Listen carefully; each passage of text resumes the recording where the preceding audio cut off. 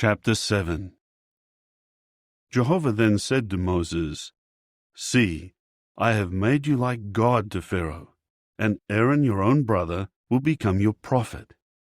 You are to repeat everything that I will command you, and Aaron your brother will speak to Pharaoh, and he will send the Israelites away from his land.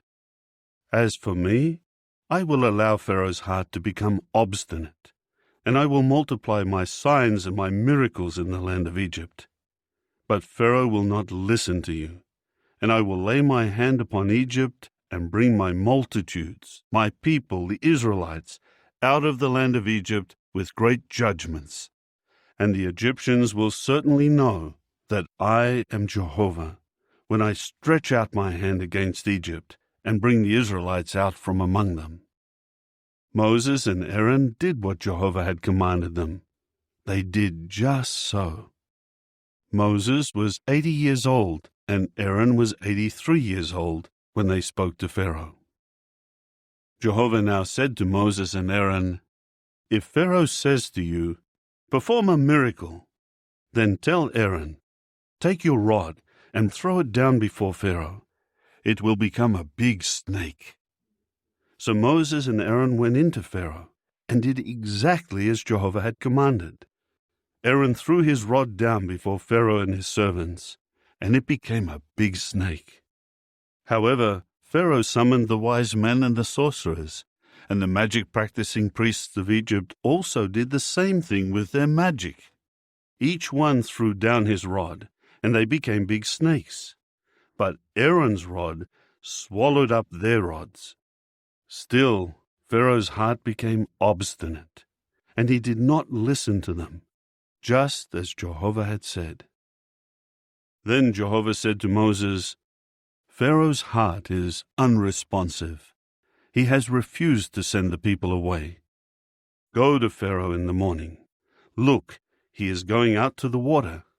And you should station yourself to meet him by the edge of the Nile River, and take with you in your hand the rod that turned into a serpent.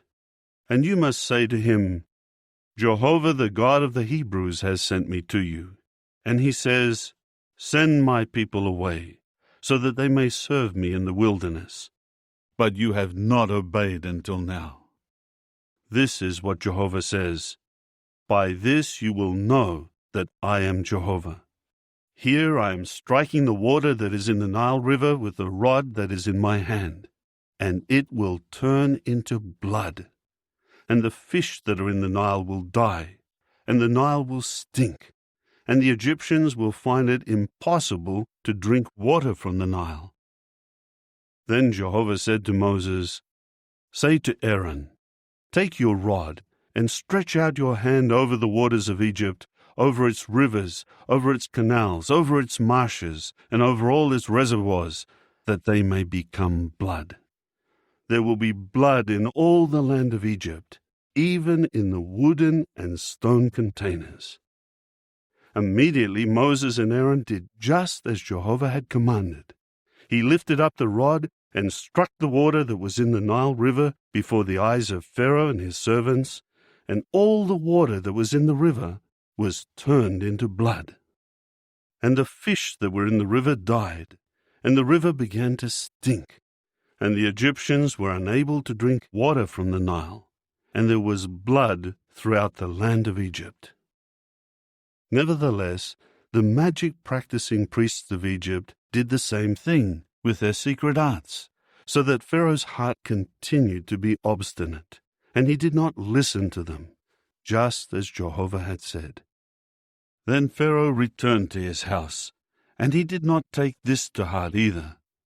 So all the Egyptians were digging all around the Nile for water to drink, because they could not drink any water of the Nile. And 7 full days passed after Jehovah struck the Nile.